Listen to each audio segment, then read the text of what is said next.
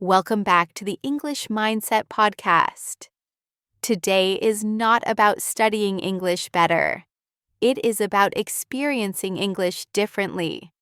In this episode, I want to take you into a real moment from my life. A moment when I could hear every English word clearly, but nothing made sense at all. If English has ever felt slow, heavy, or just out of reach even when you understand it, this story is for you. This happened on a normal morning. I was on the subway, going to work. I was not studying.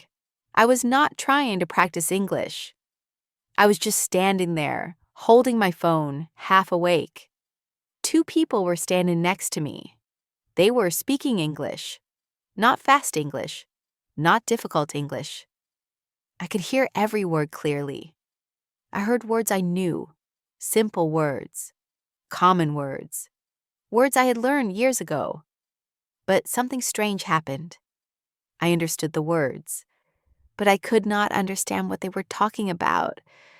My brain started working very hard. I tried to connect each word to the next one. I tried to translate quickly in my head. English to my language, then to meaning. But I was always late. By the time I finished translating one sentence, they had already moved on. I felt like I was chasing something that kept running away.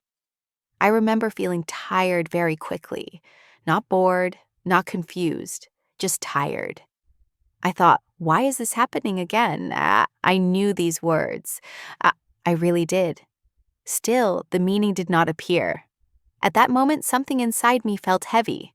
Not angry, not frustrated, just heavy. I had experienced this many times before, in videos, in conversations, in meetings. I could hear English, but English did not feel alive. It felt like a list of sounds. As the subway moved, their conversation continued. I heard words like work, manager, and late. I caught pieces, but not the whole picture. Then my mind did something automatic, something I had never really noticed before. I stopped listening to them.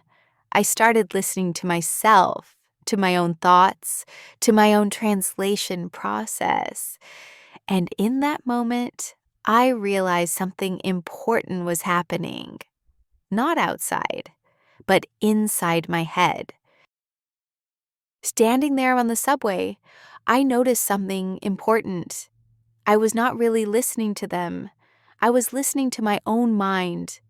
Every time I heard a sentence, my brain jumped in. It tried to translate everything, word by word. English came first, then my language, then meaning. This happened very fast, but not fast enough. While I was busy translating one sentence, the next sentence had already started. I was always behind. At that moment, I believed this was normal. I thought this was how listening worked. Hear the words, translate them, understand the sentence. But suddenly, I saw the problem clearly. I was treating English like a test, like something I needed to finish perfectly. If I missed one word, I felt nervous. If I did not understand one sentence, I felt lost. So instead of following the conversation, I stayed inside my head, fixing problems that no longer mattered. I was not failing because my English was weak. I was failing because I was trying too hard to control everything. The meaning was there, but I was blocking it. So I did something very small. I stopped translating. Not forever, not completely, just in that moment. I told myself one simple thing. Do not translate. Just listen for who is talking and what they are talking about. That was all. I did not try to understand every sentence. I did not chase every word. I listened for voices. I listened for emotion. I listened for direction. Slowly, something changed. I still missed many words, but I started to catch the situation. I realized they were talking about work. One of them was late. The other sounded annoyed. I could not repeat their sentences, but I knew the story. And for the first time, English felt different.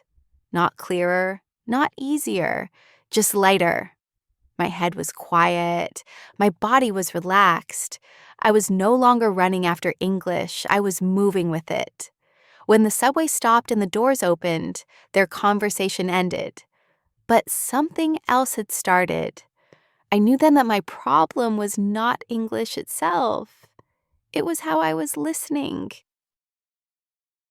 When I think about this moment on the subway, I realize it was not just one story. I have had similar moments many times while watching videos, while listening to podcasts, while talking to people. Each time the problem was not English. It was my habit. I was always trying to be perfect. I was always trying to understand everything. And because of that, I was never really listening. When I stopped chasing every word, English did not suddenly become easy, but it became lighter. I could follow the situation. I could feel the direction. I could stay present. That is when English started to feel alive. If English feels heavy for you, you may not need more effort tonight. You may only need to listen differently. If this story made you feel calm or helped you understand yourself a little more, please like this video, share it with a friend, and subscribe for more peaceful English listening practice.